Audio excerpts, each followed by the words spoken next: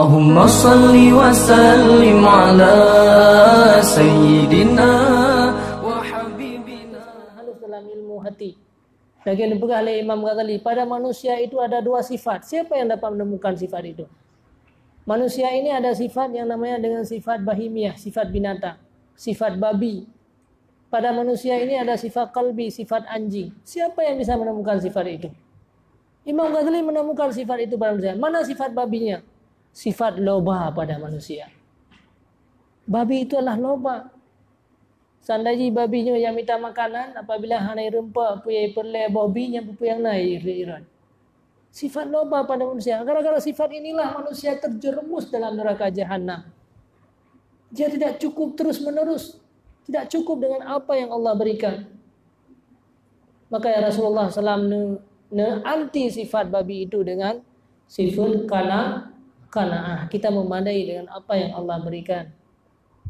Kemudian pada manusia itu ada sifat anjing, sifat pembuas. Dia mencari lawan di mana-mana. Pemarah. Dari marah itu menjadi pendengki. Dari marah itu menjadi pendendam. Sifat-sifat yang keji inilah. Siapa yang dapat mengetahui sifat yang ada pada hati manusia itu? Itulah para ulama-ulama yang ahli tasawuf.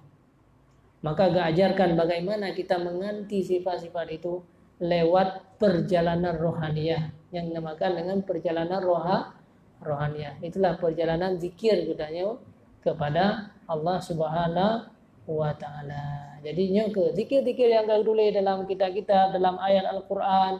Nah, ayat Al-Qur'an juga ada kalimat la ilaha illallah fa'lam annahu la ilaha illallah. Sedangkan yang berzikir tidak jadi masalah.